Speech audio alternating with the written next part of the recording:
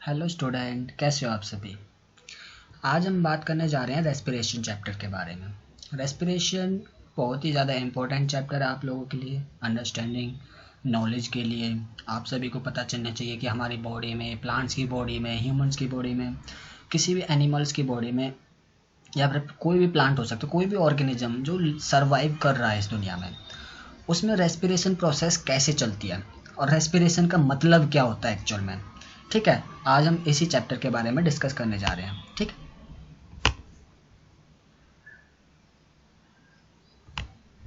Okay, start करते हैं।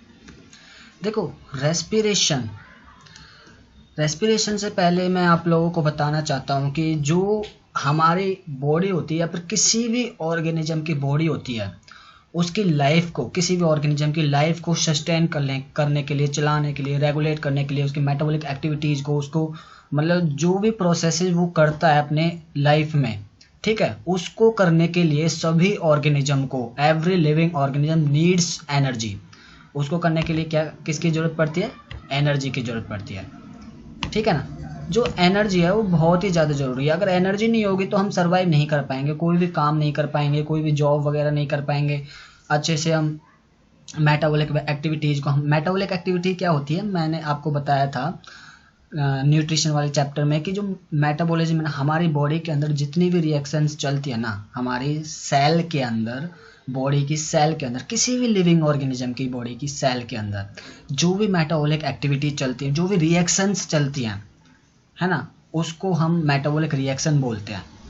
ठीक है, चाहे वो डाइजेशन से रिलेटेड हो रिएक्शन, चाहे वो हमारे ब्रेन के अंदर कोई रिएक्शन चल रही हो, चाहे हमारे सर्कुलेटरी सिस्टम के अंदर हमारे रिएक्शन चल रही हो, सेल के अंदर, है ना, सेल आपस में कैसे कम्युनिकेट करती हैं, बातचीत करती हैं, कैसे रेगुलेट करती हैं हमारे वर्क को, अंदर बॉडी को कैसे मेंटेन करती हैं, वो सभी क्या है, रिएक्शंस होती है हमारी बॉडी के अंदर। उसी को हम मेटाबॉलिक रिएक्शन बोलते हैं और उस फिनोमेना या फिर उस प्रोसेस को हम क्या बोलते हैं? मेटाबॉलिज्म।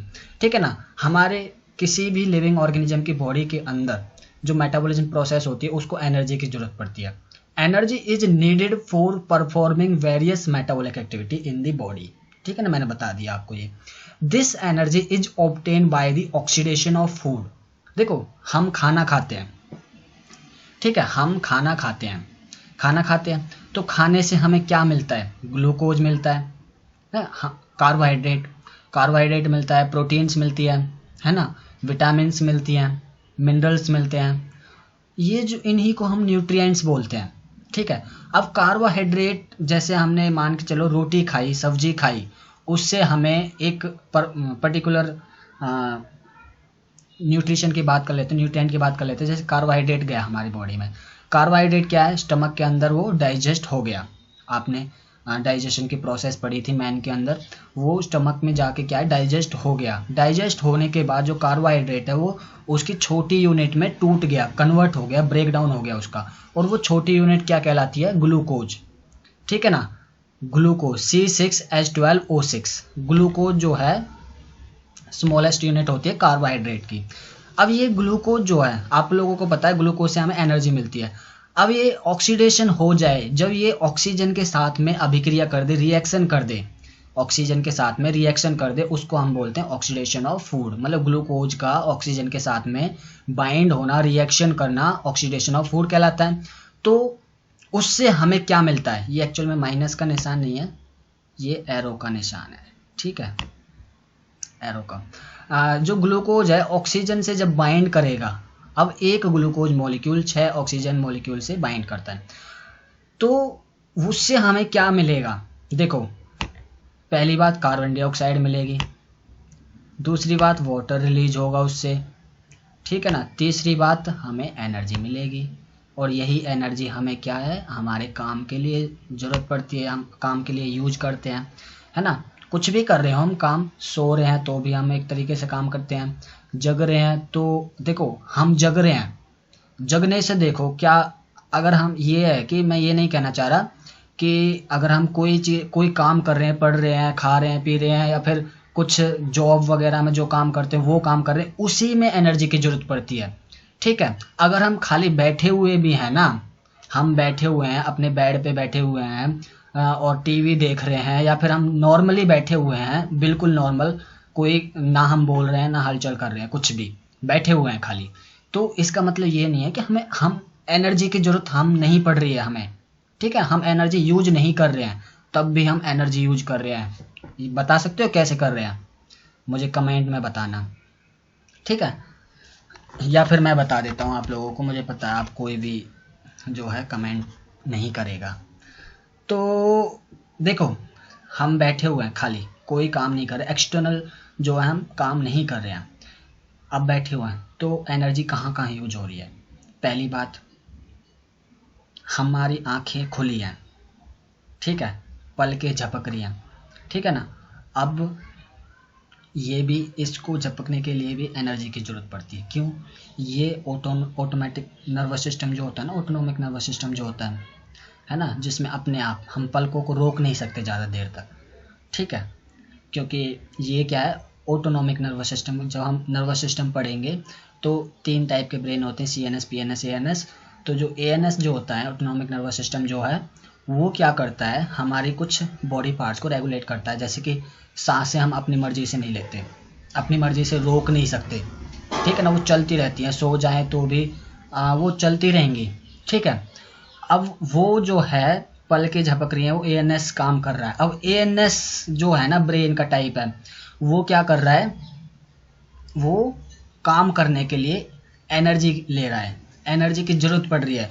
ब्रेन के जो वो ANS के जो सेल्स हैं, उनके अंदर रिएक्शंस हो रही है, उन रिएक्शन को चलाने के लिए एनर्जी की जरूरत पड़ रही है, ठीक है। दूसरी बात, हम देख रहे हैं कोई भी, किसी भी चीज़ के तरफ हम अगर देखें, टीवी की तरफ देख रहे हैं किसी, अब हम आराम से बैठे हैं, तो ऐसा तो नहीं आंखें बंद करके बैठे होंगे, है ना, तो आंखें बंद करके बैठे होंगे, उस तब भी हम क्या है, एनर्जी की ज़रूरत पड़ती है। वो मैं बताऊंगा कैसे ज़रूरत पड़ती है।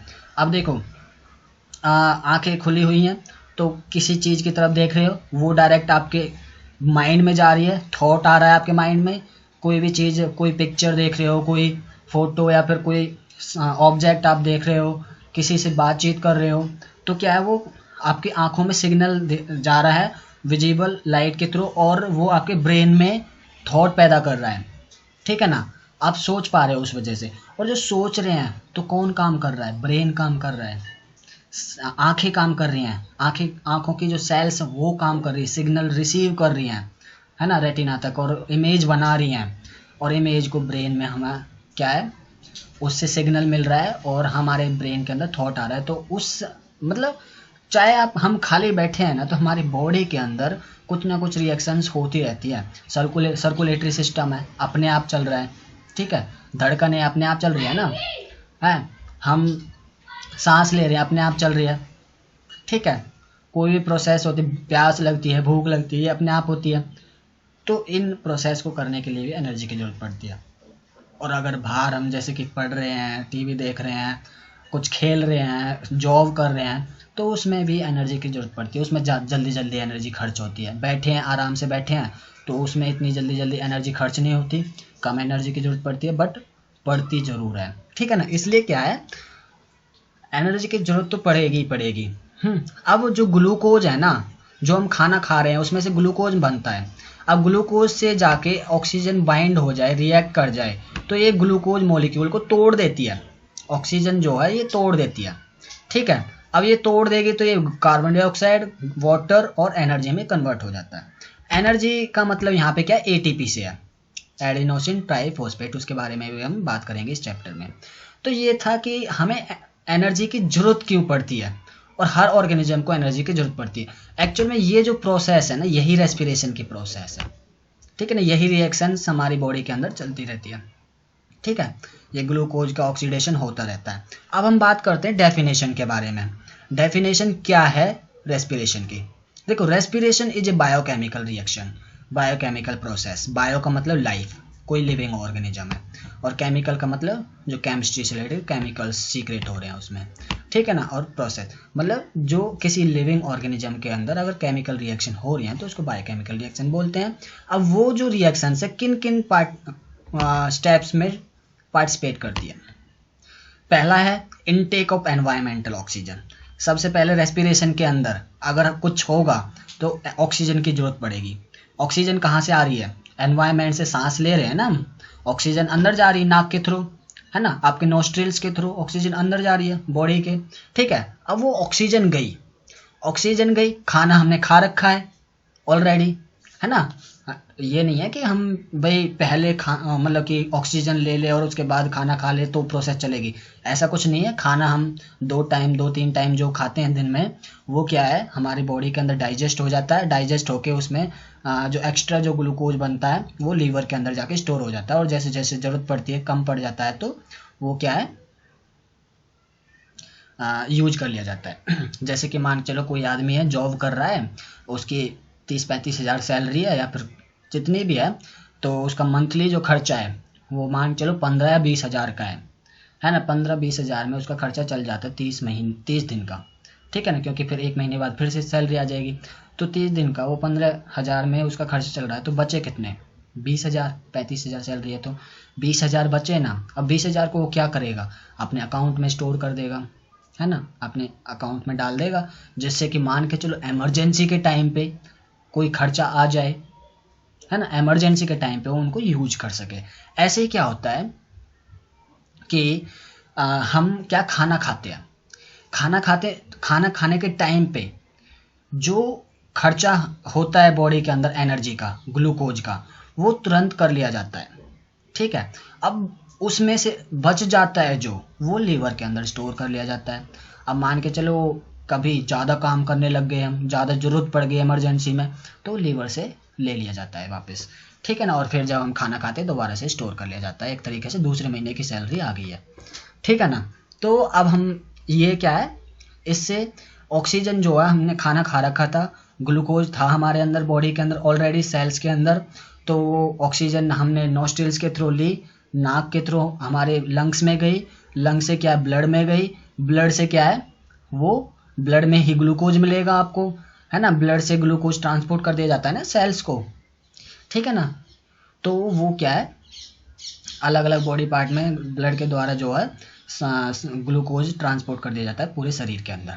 अब वो ब्लड के द्वारा ही ऑक्सीजन को ट्रांसपोर्ट कर दिया जाता है पूरे शरीर के अंदर, तो वो जहाँ जहाँ ग्लूकोज होगा उसको ऑक्सीडाइज कर देगी, तोड़ देगी, और उसमें से एनर्जी निकल जाएगी, वाटर रिलीज हो जाएगा, कार्बन डाइऑक्साइड रिलीज हो जाएगी, और एनर्जी रिलीज हो जाएगी, और उसी एनर्जी से हम काम करते हैं, उस प्रोसेस को ही हम रेस्पिरेशन बोलते हैं, याद रखना। यहाँ तक समझ में आया ना। अब release of energy which is change into biological useful form of energy. अब देखो मैंने एटीपी की बात की थी थोड़ी देर पहले। अब देखो एक चीज मैं कंफर्म कर देता हूँ आपको, कोई डाउट ना रहे, जैसे कि देखो हमारे अंदर ग्लूकोज है, ठीक है, ऑक्सीजन हम बाहर से ले रहे हैं सांस के द्वारा। अब ऑक्सीजन हमने ले ली और ग्लूकोज जो है टूट गया और उसमें से एनर्जी निकल गई, ठीक है। अब जितनी एनर्जी की हमें ज़रूरत पड़ेगी, जितनी एनर्जी की हमें काम करने के लिए ज़रूरत पड़ेगी, वो तो यूज कर ली जाएगी तुरंत ही। अब मान के चलो ज़्यादा एनर्जी बन गई है, एक्स्ट्रा एनर्जी बन गई है, बहुत ज़्यादा बन गई है, तो उसकी हमें ज़रूरत नहीं है, अभी फिलहाल ज़रूरत नहीं है, बाद में ज़रूरत पड़ सकती है, ठीक है ना, बाद में ज़रूरत पड़ सकती है, तो वो क्या कर ली जाएगी, एटीपी के फॉर्म में वो स्टोर कर ली जाएगी, ठीक है ना, एडिनोसिन ट्राइफॉस्फेट इसकी फॉर्म में जो है ऐड कर ली जाएगी, स्टोर कर ली जाएगी, ठीक है ना। अब जैसे आगे हमें एनर्जी की जरूरत पड़े, मान चलो किसी दिन खाना मिले ना मिले, है ना, या फिर जैसे फास्ट कर लेते हैं हम कई बार, तो उस दिन हम खाना नहीं खाते हैं, तो क्या होता है, हम उस दिन सर्वाइव कैसे करते हैं, उस दिन हमें एनर्जी कहाँ से मिलती है, यहीं से तो मिलती है, जो ग्लूकोज लीवर में स्टोर किया गया था एक्स्ट्रा, वहाँ से मिलती है। जो एनर्जी एक्स्ट्रा बनी थी वो एटीपी की फॉर्म में स्टोर थी, वहाँ से यूज की जाती है ना। तो समझ में आ गया होगा मेरे ख्याल से आपको कि एनर्जी स्टोर कहाँ पे होती है और किसकी फॉर्म में होती है, एटीपी की फॉर्म में होती है, याद रखना, ठीक है। अब हम बात करते हैं ब्रीदिंग क्या होती है और रेस्पिरेशन क्या होती है। ब्रीदिंग एंड रेस्पिरेशन, यहाँ पे एंड लगाना मैं भूल गया हूँ, तो ब्रीदिंग एंड रेस्पिरेशन, देखो ब्रीदिंग एक अलग चीज़ है, रेस्पिरेशन एक अलग चीज़ है, ठीक है ना। ब्रीदिंग क्या होता है, खाली श्वसन क्रिया जो होती है, सांस अंदर लेना और बाहर निकालना, मतलब ऑक्सीजन तो अंदर लेना और कार्बन डाइऑक्साइड बाहर निकालना, ये ऑक्सीजन और कार्बन डाइऑक्साइड गैस का जो एक्सचेंज होता है ना आपस में अंदर बाहर, उसी को हम ब्रीदिंग बोलते हैं। और रेस्पिरेशन किसको बोलते हैं? रेस्पिरेशन सेल के अंदर जो अभिक्रिया होती है ना, रिएक्शन होती है जो ग्लूकोज को तोड़ती है, ऑक्सीजन जो ले और ग्लूकोज को तोड़ा, उस प्रक्रिया को, उस प्रोसेस को हम रेस्पिरेशन बोलते हैं। और ब्रीदिंग किसको बोलते हैं? जो एक्सचेंज हो रहा है गैस का, मतलब कार्बन डाइऑक्साइड का बाहर आना और ऑक्सीजन का अंदर जाना, उस प्रोसेस को हम बोलते हैं ब्रीदिंग। समझ में आया ना? मुझे बताना जरूर समझ में आया कि नहीं आया। कोई भी डाउट हो, छोटी सी भी बात अगर समझ में आ गया है, फिर भी कहीं पे एक पॉइंट पे डाउट आ रहा है तो भी पूछ लेना, ठीक है। तो हम बात करते हैं ब्रीदिंग के बारे में। Mechanism by which an organism obtain oxygen from the environment and remove carbon dioxide is called breathing. समझ में आया ना? वही बात है जो मैंने अभी बताई कि ऐसा मैकेनिज्म जिसमें क्या, जो कोई भी ऑर्गेनिज्म है ऑक्सीजन लेता है कहाँ से? पर्यावरण से, एनवायरनमेंट से, वातावरण से, और रिमूव कर रहा है कार्बन डाइऑक्साइड को बॉडी से बाहर, ठीक है ना। उसको हम प्रोसेस को बोलते हैं breathing. It is a physical process. ये फिजिकल प्रोसेस होती है, केमिकल प्रोसेस नहीं होती। रेस्पिरेशन बायोकेमिकल प्रोसेस है ना। बायोकेमिकल प्रोसेस कैसे है? देखो, ऑक्सीजन जो ब्रीदिंग के थ्रू गई हमारी बॉडी के अंदर, वो क्या है? ग्लूकोज से जाके बाइंड की और ग्लूकोज को तोड़ दिया, वो केमिकल रिएक्शन है ना एक, है ना। और लिविंग ऑर्गेनिज्म के अंदर हो रही है तो बायोकेमिकल रिएक्शन हो गई ना, ठीक है। और ये क्या है? फिजिकल प्रोसेस है। फिजिकल प्रोसेस में क्या कर रहे हैं? सांस ले रहे हैं, मतलब ऑक्सीजन अंदर जा रही है और कार्बन डाइऑक्साइड बाहर जा रही है, ठीक है ना। वो एक फिजिकल प्रोसेस, केमिकल प्रोसेस नहीं है, ठीक है ना। ऑक्सीजन का अंदर जाना और कार्बन डाइऑक्साइड का बाहर आना, जो आपस में ये गैसेज का एक्सचेंज होता है ना, उसी को हम ब्रीदिंग बोलते हैं। Respiration is more complex process.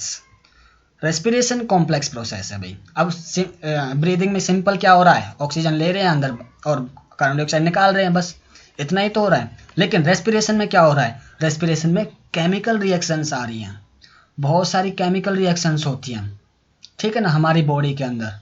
Detail में हम बात करेंगे, सर्कुलेटरी सिस्टम बताऊंगा, उसमें भी मैं बताऊंगा कि कैसे रिएक्शंस होती हैं ब्लड के अंदर। हीमोग्लोबिन जो होता है, कैसे कौन सा मॉलिक्यूल आके बाइंड करता है, किस जगह पे करता है और क्या रिलीज होता है वहाँ से। तो सारी बातें हम बात करेंगे धीरे धीरे करके, एक एक करके। तो यहाँ तक आई थिंक मुझे लग रहा है कि आपको क्लियर हो गया है। अब देखो, जो रेस्पिरेशन प्रोसेस है, it include breathing and oxidation of digested food.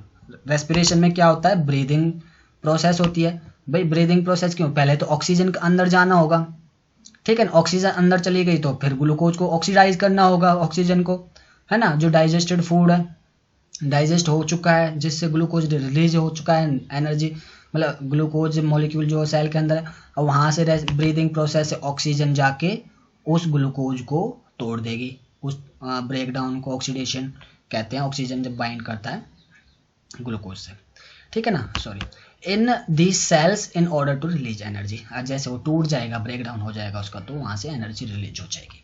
समझ में आया ना? ठीक है। अब हम बात करते हैं, रेस्पिरेशन भी दो तरीके की होती है, ठीक है। एक होती है एरोबिक रेस्पिरेशन,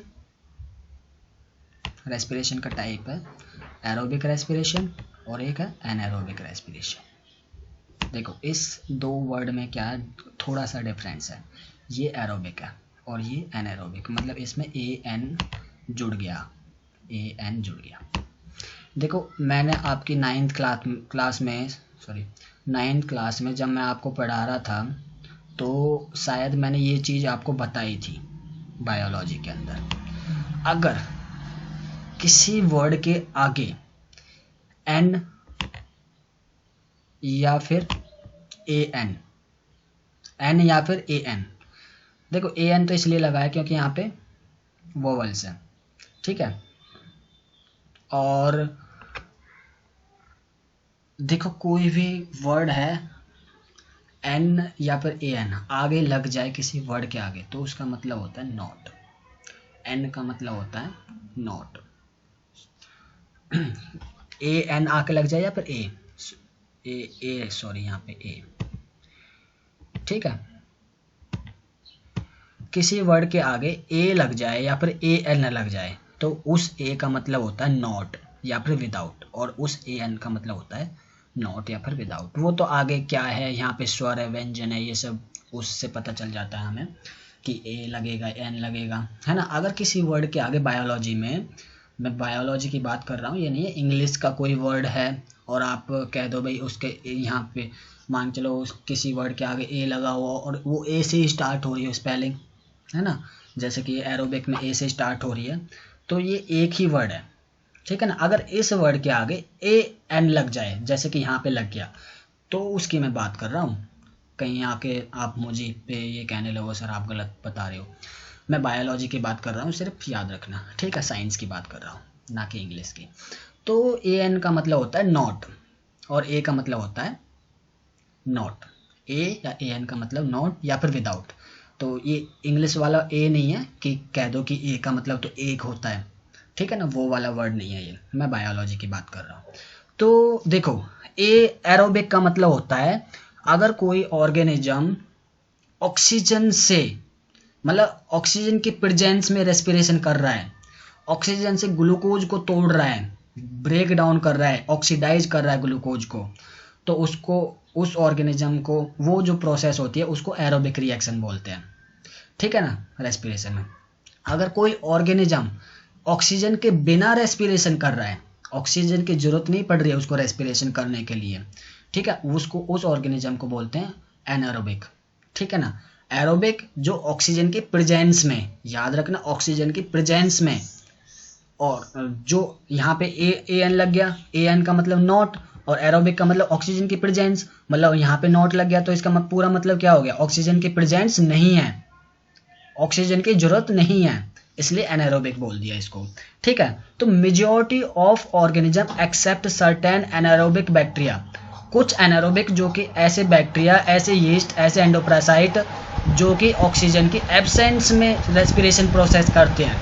एब्सेंस याद रखना, एनारोबिक आ गया तो ऑक्सीजन की एब्सेंस होगी, वो बैक्टीरिया, यीस्ट, एंडोपैरासाइट अगर ऑक्सीजन की एब्सेंस में रेस्पिरेशन कर रहे हैं, ठीक है, तो वो क्या है, एनारोबिक ऑर्गेनिज्म के अंदर आ जाते हैं, ठीक है, एनारोब्स बोलते हैं उन ऑर्गेनिज्म को, एनारोब्स बोलते हैं, ठीक है। और जो ऑर्गेनिज्म ऑक्सीजन की प्रेजेंस में रेस्पिरेशन प्रोसेस करता है उसको एरोब बोलते हैं, ठीक है। तो ये क्या करते हैं, ज़्यादातर ऑर्गेनिज्म जो ऑक्सीजन की प्रेजेंस में काम करे, इस सेंटेंस का मतलब क्या हो गया, इन ऑर्गेनिज्म को छोड़ के, except certain anaerobic bacteria, yeast, endoparasite, इनको छोड़ के बाकी जो ऑर्गेनिज्म है वो ज़्यादातर क्या करते हैं, use molecular oxygen for oxidation of food to release energy, oxidation करते हैं फूड का एनर्जी रिलीज करने के लिए in the presence of oxygen, ज़्यादातर ऑर्गेनिज्म ऐसा करते हैं। और कुछ ऑर्गेनिज्म ऐसे जैसे कि बैक्टीरिया, यीस्ट, एंडोपैरासाइट, इनके बारे में बता चुका हूँ लास्ट लेक्चर में कि क्या होते हैं ये, और ये क्या करते हैं, ऑक्सीजन के एब्सेंस में क्या करते हैं, रेस्पिरेशन प्रोसेस करते हैं। अब organism having aerobic respiration are called aerobes, ऐसे ऑर्गेनिज्म जो ऑक्सीजन की एब्सेंस में, सॉरी ऑक्सीजन की प्रेजेंस में हैविंग एरोबिक रेस्पिरेशन, एरोबिक आ गया ना, तो एरोबिक मतलब क्या हो गया, ऑक्सीजन की प्रेजेंस है यहाँ पे, तो उन ऑर्गेनिज्म को हम एरोब्स बोलते हैं,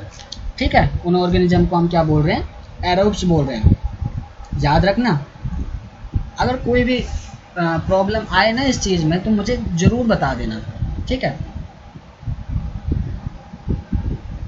समझ गए ना। मैं बता चुका हूँ, और बाकी तो एटीपी की फॉर्म में जो एनर्जी स्टोर होती है और हमारे अंदर बॉडी के अंदर जितनी भी रिएक्शंस होती हैं, जितने भी फंक्शन हो रहे हैं हमारी बॉडी के अंदर, मेटाबॉलिक एक्टिविटी होती है, उसमें वो एनर्जी यूज की जाती है, ठीक है ना, जो कि हमारे लिए ज़रूरी होती है सर्वाइवल के लिए और ऑर्गेनिज्म को की लाइफ को मेंटेन करने के लिए, ठीक है, समझ में आ गया ना।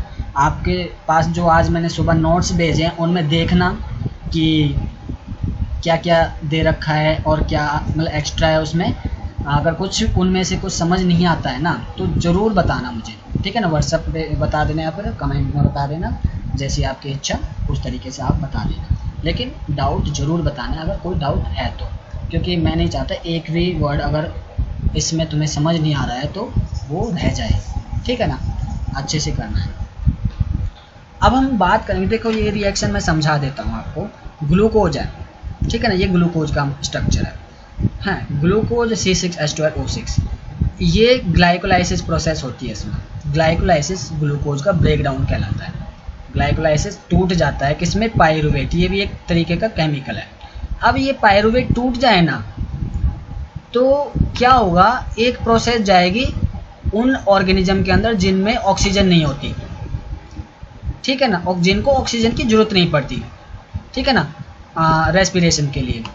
और एक प्रोसेस जाएगी उन ऑर्गेनिज्म के अंदर जिनको रेस्पिरेशन में ऑक्सीजन की जरूरत पड़ती है, ठीक है। अब ये वो ऑर्गेनिज्म है जिनको ऑक्सीजन की जरूरत नहीं पड़ रही है रेस्पिरेशन के लिए, और ये वो ऑर्गेनिज्म है जिनको रेस्पिरेशन की जरूरत पड़ रही है, ठीक है। जिनको रेस्पिरेशन में ऑक्सीजन की जरूरत नहीं पड़ रही, मतलब एनारोबिक जो ऑर्गेनिज्म है उनमें तो ये मॉलिक्यूल बनता है, इथेनॉल। इथेनॉल क्या है, एल्कोहल, ठीक है ना, ठीक है ना। C2H5OH इसका स्ट्रक्चर होता है। या फिर लैक्टिक एसिड, लैक्टिक एसिड, ठीक है ना, फर्मेंटेशन बोलते हैं। जब ग्लूकोज से इथेनॉल बन जाए ना, या फिर लैक्टिक एसिड बन जाए बॉडी के अंदर, तो वो ऑक्सीजन की एब्सेंस में होती है। देखो एक एग्जांपल के तौर पे मैं आपको बताता हूँ। जैसे कि मान के चलो आपने कोई भारी वजन ले रखा है आपके हाथ में, जैसे कि 5 किलो ले रखा है, ठीक है ना, वजन है आपके हाथ में, किसी भी तरीके का वजन है, कुछ भी आपके हाथ में, उसका वजन क्या है, वेट जो है 5 किलो केजी है, कोई ऑब्जेक्ट है उसका वेट 5 केजी है। आप उसको कितनी देर तक पकड़ सकते हैं एक हाथ से, 1 घंटे उसी पोजीशन में, मतलब उसी हाथ से, चेंज नहीं करना, दूसरे हाथ से नहीं पकड़ना है बाद में, क्योंकि हाथ थक गया तो दूसरे हाथ से पकड़ लिया। अब आप कितनी देर तक पकड़ सकते हो, 1 घंटे, 2 घंटे, 3 घंटे, 4 घंटे, 5 घंटे, कितनी, जितने आपके अंदर एनर्जी होगी ना उस हाथ के अंदर, जब तक उसके अंदर ऑक्सीजन जा रही होगी तब तक वो हाथ आप उस ऑब्जेक्ट के वेट को पकड़ सकता है, ठीक है, सहन कर सकता है। लेकिन एक ऐसा टाइम आएगा जब आपका हाथ थक जाएगा, हार जाएगा, दर्द सा महसूस होने लग जाएगा, और अगर फिर भी आप जिद्दी हो ना बहुत ज़्यादा कि हाँ मुझे तो इसी हाथ से पकड़ना है कि आपको तो सज़ा मिली और इसी हाथ से पकड़ना है, आपने ठान लिया, तो क्या होगा, जब आपका हाथ थक जाएगा ना, थकने के बाद एक टाइम ऐसा आएगा जब आपका हाथ रिस्पॉन्स करना बंद कर देगा। वो ऑब्जेक्ट आपके हाथ से कब गिर जाएगा आपको कुछ पता नहीं चलेगा, ठीक है ना। ऐसा करना मत, हालांकि करना चाहो तो कर सकते हो, इसमें कोई नुकसान वाली बात तो नहीं है, बट ज़रूरत नहीं है तो क्यों करना, प्रैक्टिकल करके देखना तो वो कर लेना, आपकी मर्जी। तो देखो, बट ज़्यादा वजन मत लेना, ठीक है। देखो वो जब थक जाएगा ना हाथ, कुछ देर बाद वो रिस्पॉन्स करना बंद कर देगा, और वो ऑब्जेक्ट कब गिर जाएगा आपके हाथ से आपको पता भी नहीं चलेगा। क्यों, उस टाइम पे क्या हुआ ऐसा, देखो जब तक आपका हाथ थक नहीं रहा था तब तक तो ऑक्सीजन जा रही थी, ठीक है ना, ऑक्सीजन जा रही थी, और वहाँ उस हाथ में जो ग्लूकोज था वो ब्रेक डाउन हो रहा था उसका, और उसका ब्रेक डाउन होके आपको एटीपी मिल रही थी, एटीपी मिल रही थी, ठीक है ना, एटीपी मिल रही थी। इतनी एटीपी मिलती है एक प्रोसेस होने में माइटोकॉन्ड्रिया के अंदर, ठीक है ना, ऑक्सीजन की प्रेजेंस जो होती है उसमें इतनी एटीपी आपको मिल रही थी, और उस एटीपी से आपको एनर्जी मिल रही थी, और एनर्जी मिलने के लिए आपको उस ऑब्जेक्ट को वेट जो है झेलने के लिए उससे आपको एनर्जी मिल रही थी, इस वजह से आपका हाथ थक नहीं रहा था। लेकिन जैसे जैसे जब ज़्यादा देर होगी, काफ़ी देर होगी, तो उसमें से ऑक्सीजन की कमी होने लगी, उस जगह पे ऑक्सीजन की कमी होने लगी, क्योंकि वो ज़्यादा ऑक्सीजन लेने लग गया था, ज़्यादा ऑक्सीजन लेने लग गया था, पूरी बॉडी का फोकस हाथ पे हो गया था, पूरी बॉडी का फोकस हाथ पे हो गया था, ठीक है। ये आपको पता होगी, कभी ऐसा हुआ हो आप लोगों के साथ में, या फिर देखा हो आपने कि मान के चलो एक पैर में किसी का एक्सीडेंट हुआ है ना, तो एक पैर में ज़्यादा लगी है, दूसरे पैर में थोड़ी कम लगी है, हाथ में थोड़ी कम लगी है एज कम्पेयर टू दैट पैर जो कि उसमें ज़्यादा लगी है ना। तो क्या होगा, उस पैर में ज़्यादा दर्द होगा, लेकिन आपका ध्यान किस तरफ रहेगा, हाथ की तरफ या दूसरे वाले पैर की तरफ, या उस पैर की तरफ जहाँ पे ज़्यादा दर्द है, जहाँ पे ज़्यादा चोट लगी है। क्यों, आपका सारा ध्यान उस तरफ चला जाएगा, आपको हाथ का दर्द नहीं दिखाई देगा, आपको दूसरे वाले पैर का दर्द नहीं दिखाई देगा, आपको सिर्फ वही हाथ का दर्द, उस पैर का दर्द दिखाई देगा जिसमें ज़्यादा लगी है। क्यों, क्योंकि वहाँ पे उस इंजरी को क्योर करने के लिए क्या ज़्यादा ऑक्सीजन की जरूरत पड़ रही है, ज़्यादा एनर्जी की जरूरत पड़ रही है, आपका सारा ध्यान उस तरफ चला गया है। मान के चलो अगर आपको कहीं भी किसी भी बॉडी पार्ट में छोटी सी इंजरी हो जाए, है कोई सुई चुभ जाए, आपका उंगली में चुभ जाए, तो आपको तुरंत पता चल जाए तो दर्द हो रहा है। लेकिन दूसरी जगह पे अगर कोई कहीं ब्लेड से हाथ कट जाए, चाकू से हाथ कट जाए, सब्जी काटते थे, तो उस सुई का दर्द आपको महसूस नहीं होगा, उस चाकू का दर्द आपको महसूस होगा, उसका पता चल जाएगा, आपका पूरा ध्यान वहाँ चला जाएगा, क्योंकि वहाँ पे ज़्यादा एनर्जी की जरूरत पड़ रही है। अब वैसे जैसे आपने वो ऑब्जेक्ट उठाया हुआ था हाथ में, तो वो क्या था, आपको वहाँ पे ऑक्सीजन की जरूरत पड़ रही थी, सारा ध्यान वहाँ चला गया था, सारी ऑक्सीजन वहाँ खर्च होने लगी थी। लेकिन जब लगा कि हाँ भाई अब तो ऑक्सीजन की कमी पड़ रही है और ग्लूकोज की कमी हो रही है वहाँ पे, है ना, तो वो क्या होता है, ऑक्सीजन की एब्सेंस हो जाती है। ऑक्सीजन की एब्सेंस होने से क्या होने लग जाता है, रिएक्शन किसकी तरफ चली जाती है, इस वाली रिएक्शन की तरफ, इथेनॉल बनना सीक्रेट, लैक्टिक एसिड सीक्रेट होना स्टार्ट हो जाता है, लैक्टिक एसिड बनना स्टार्ट हो जाता है उस हाथ में आपके। और लैक्टिक एसिड बनने से क्या, एनर्जी तो बन ही नहीं रही, लैक्टिक एसिड बन रहा है, जिससे कि आपका हाथ जो रिस्पॉन्स करना बंद कर देता है बिल्कुल ही, और वो ऑब्जेक्ट अपने आप छूट जाता है। ठीक है,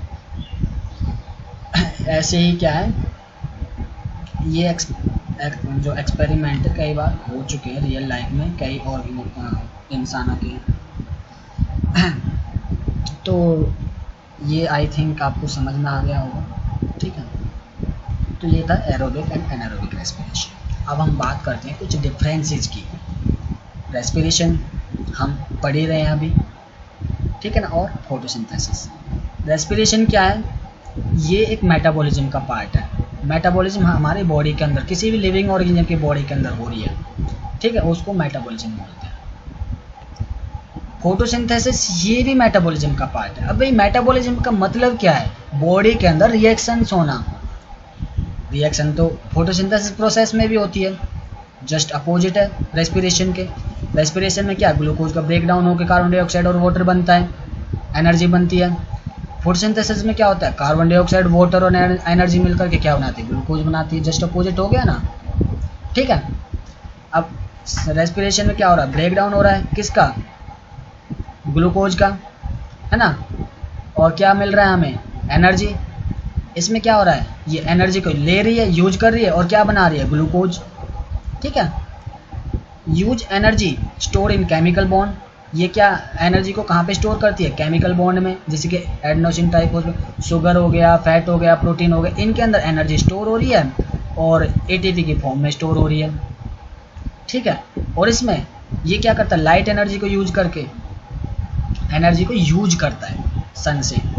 इसमें क्या हो रहा है, occurs inside the cell in specialised compartment called mitochondria. जो ऑक्सीजन की प्रेजेंस में जो रेस्पिरेशन प्रोसेस होती है ना, वो माइटोकॉन्ड्रिया के अंदर होती है, और जो ऑक्सीजन की एब्सेंस में जो रेस्पिरेशन की प्रोसेस होती है ना, वो साइटोप्लाज्म के अंदर होती है, याद रखना। ठीक है, और इसमें क्या हो रहा है, occurs inside the cell.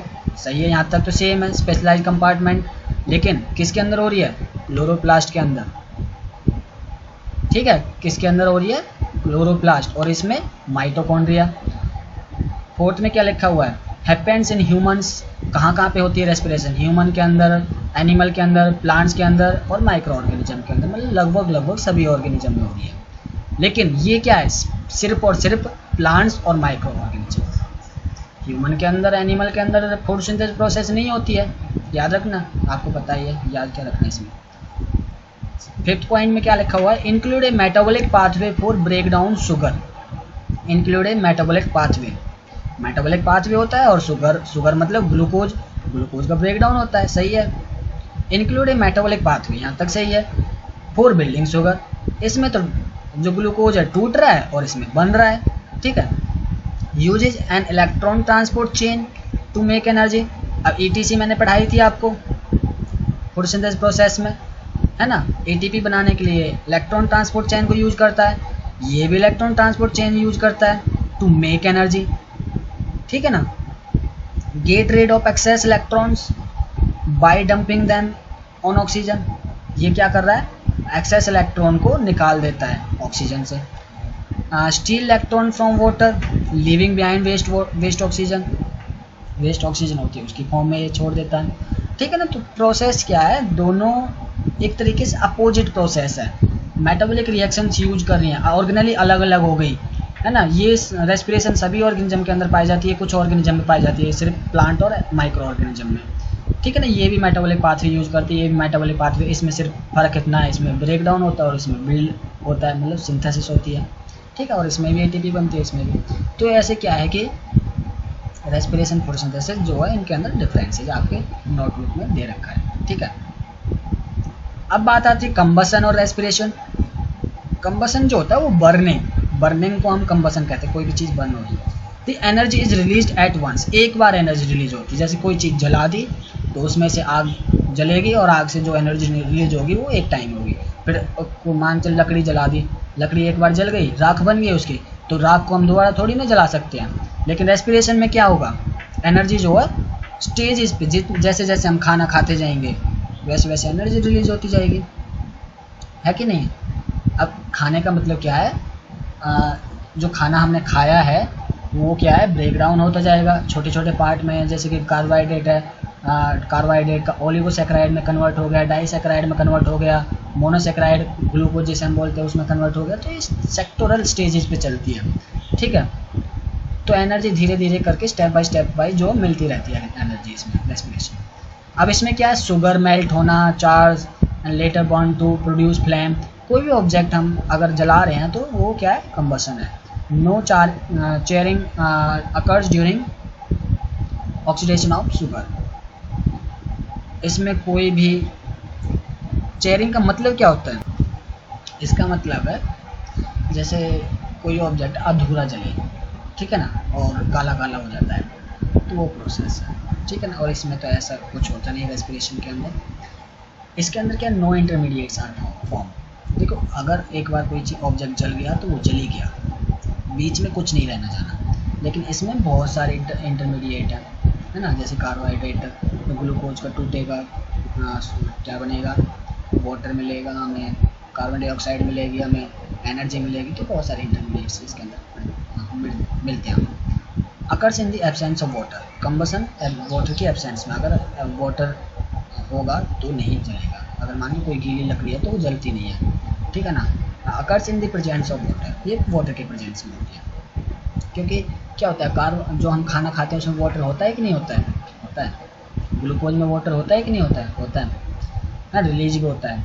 External heat is absorb, जो एक्स्ट्रा जो मतलब बाहर की जो हीट होगी ना, बाहर जो हीट होगी वो एब्जॉर्ब कर ली जाएगी। लेकिन इसमें क्या है, certain amount of energy stored in the body and is utilise by the body.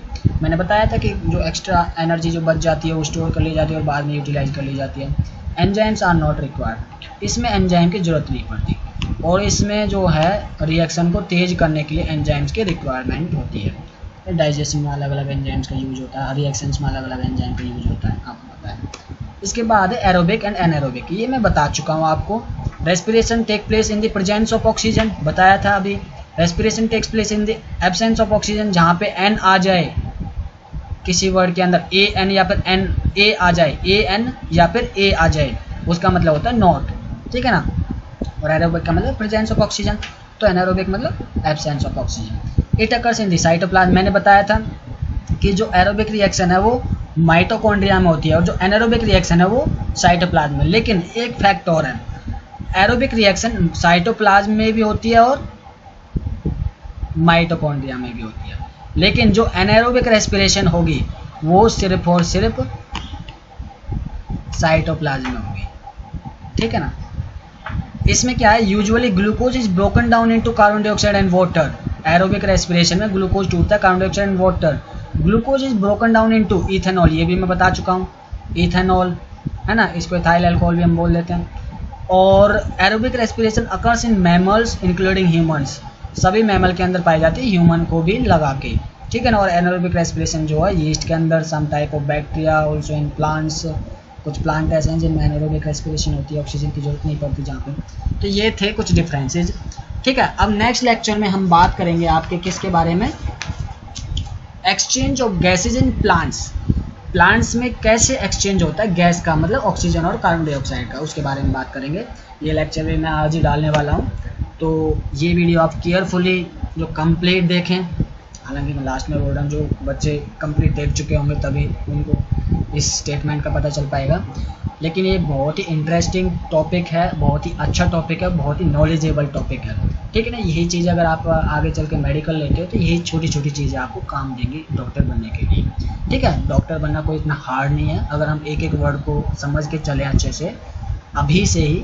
क्यों हम वेट करें 11th क्लास का, हमें बोर्ड में भी मतलब मार्क्स गेन करने हैं, 95 से अबव लाना है, 100 साइंस में 100 आउट ऑफ 100 लेके आने हैं, ठीक है ना। तो इस वजह से क्या अभी से अगर हम बातें सभी टॉपिक के बारे में और टॉपिक में भी हर एक वर्ड को समझ के चलें तो भी कुछ भी इम्पॉसिबल नहीं है, सब कुछ पॉसिबल है, ठीक है ना।